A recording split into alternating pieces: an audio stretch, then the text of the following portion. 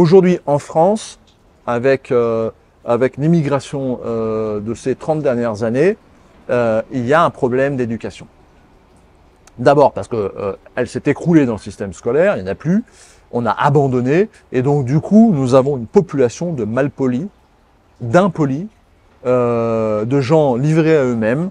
Les familles ont abandonné l'éducation, et ça crée des troubles sociaux très importants. Et là, je ne parle même pas de race, je parle de sociologie et de culture.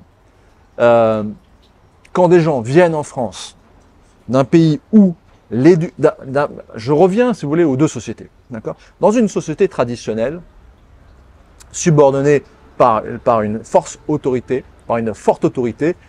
c'est même pas la famille qui fait l'éducation. C'est l'État. En Égypte, en Algérie, etc. Vous faites une connerie, vous allez en tôle tout de suite, on vous tabasse la gueule et vous la fermez. Et vous roulez droit. Hein. Au Cambodge, c'est un peu pareil, etc. Il y a vous vous faites tabasser, quoi. Je veux dire, et quand ces gens arrivent, notamment d'Afrique du Nord ou d'Afrique subsaharienne en France, et qu'en France, on est dans une société libérale ou néolibérale et transversale, où la violence est transversale et non plus autoritaire, et ben les mecs, ils font ce qu'ils veulent, quoi. C'est le paradis sur terre. Ils peuvent insulter les gens, frapper, mettre des gifles aux gens dans la rue, personne réagit. D'accord ? Vous faites ça en Algérie, c'est 2 secondes, quoi. Ouais. Et ça, c'est important de le comprendre. Donc ces gens-là, il faut leur dire, il faut les prendre et les éduquer. Et si ils ne comprennent pas, parce que vous voyez, les socialistes, ils font quoi ? Et la gauche a dit, oui, c'est culturel, c'est parce que on leur a pas expliqué. Alors, monsieur, s'il vous plaît, on ne peut pas violer une femme dans la rue. Oui, elle a une mini-jupe, c'est complexe, oui, c'est une provocation, mais on ne peut pas lui sauter dessus à 3 et la violer dans la rue. Ça ne se fait pas en France, monsieur, il faut être poli. Vous voyez, mais je pense qu'il s'en fout, d'accord ? Parce que du pays d'où il vient, c'est des coups de trick qui se prend dans la gueule, d'accord ? Et on lui coupe la main, voilà, quoi. Je veux dire, c'est très différent. Donc ça, c'est l'éducation. On ne peut pas faire venir des gens chez nous qui n'ont pas le même niveau d'éducation que nous. Il faut un minimum d'harmonie et de bon sens. Et ça, c'est très important. Parce que si vous n'avez pas d'éducation, eh bien, vous ne pourrez pas accéder à l'éveil. Et l'éveil, c'est la conclusion de tout. C'est pour accepter et créer cet espace de paix avec les 3 E.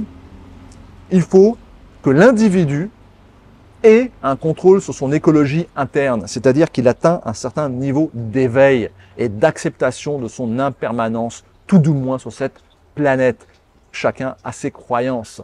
Mais ça, il faut être éduqué, c'est-à-dire apprendre les bases de la politesse, de l'écoute, du contrôle de son niveau de testostérone, etc., etc., pour accéder à l'éveil au sens de Julius Evola, pas de l'éveil au sens des socialistes. Hein.